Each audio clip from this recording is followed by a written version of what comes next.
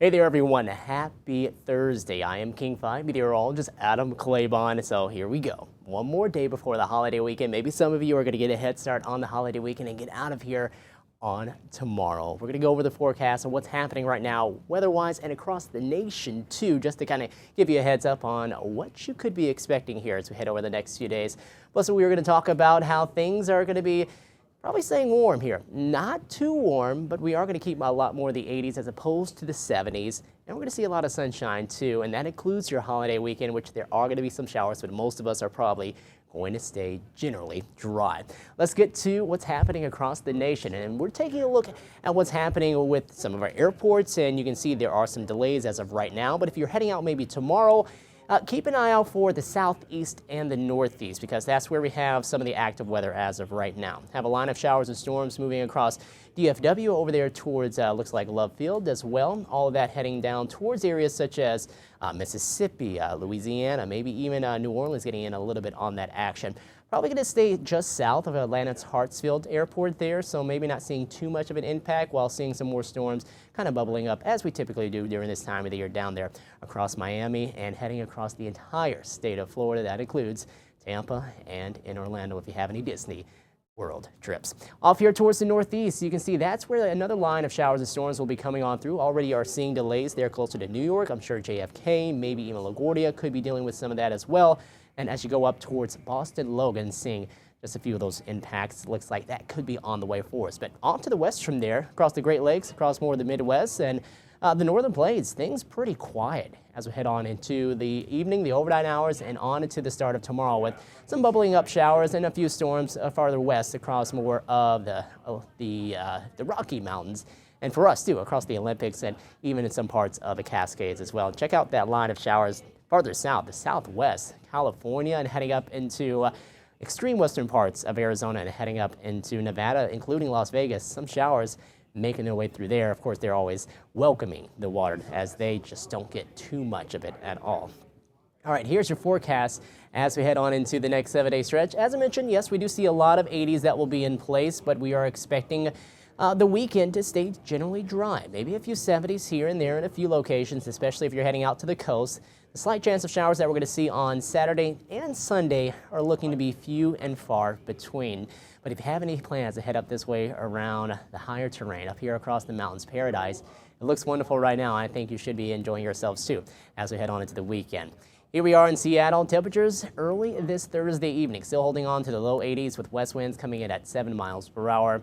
We're going to drop down into those 60s again as we head into the night, and generally clear skies right now will turn into partly to maybe even mostly cloudy skies as we go deeper on into the night.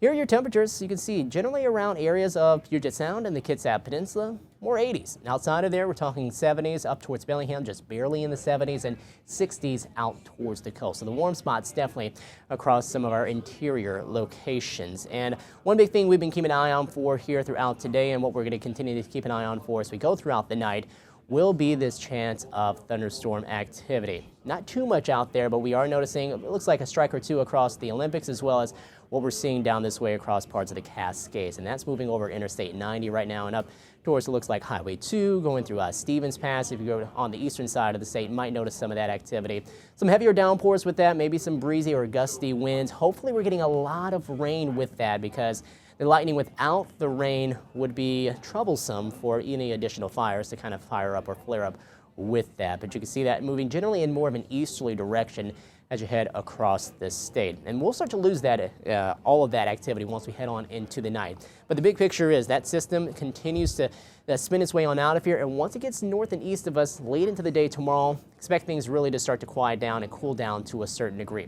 But while we have it here into the evening, some of that rain that's coming down across the northeastern slopes could come down heavily, and we could be talking about some flooding conditions there into those locations. That's with us until 9 p.m. tonight, and then we also have the red flag warning out due in part because of the thunderstorm activity and a lot of the dry fuels. We're talking about that dry vegetation and dry soil.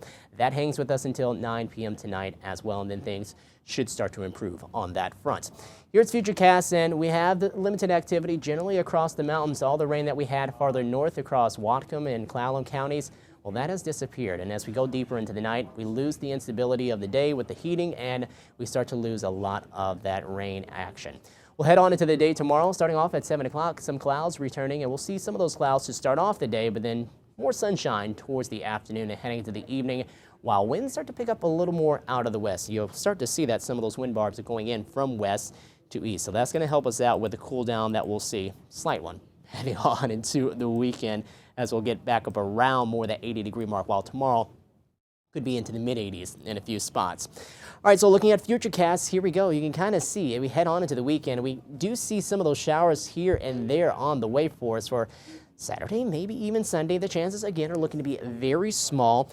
And as we continue on into Monday, it looks like they're pretty much just disappearing as we head on into that point. I'll go ahead and bring you back to Futurecast and a closer look at that for us. As we head on into the weekend, you can see some of those showers kind of popping up from time to time, just generally going to see more partly sunny skies and a very limited amount of moisture to help to produce any of that at all. And then once we head into Sunday, kind of more the same, just going to keep an eye out for a slightly higher chance of seeing some of those showers moving on through. So if you have any plans and you're not going to be here in Seattle, you're heading out to maybe the coast somewhere or into the mountains, paradise. You can see highs in the 60s, low 70s here for the next 3 days over the holiday weekend, Saturday, Sunday, and Monday. Ocean shores will keep those temperatures in the 60s, generally more cloudy skies there. Hurricane Ridge up across the Olympics. We'll see temperatures mainly in the 60s across those locations too. And then eastern Washington, Lake Wenatchee, 90s.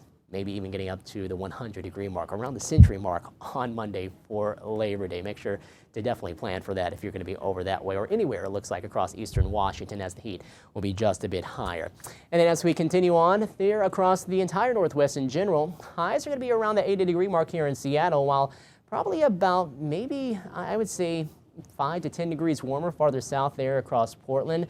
We'll see plenty of sunshine there across Spokane and down around Boise. Nationwide, as we continue this, you'll see that temperatures are expected to be more so in the 100s as you head farther south and west across the country.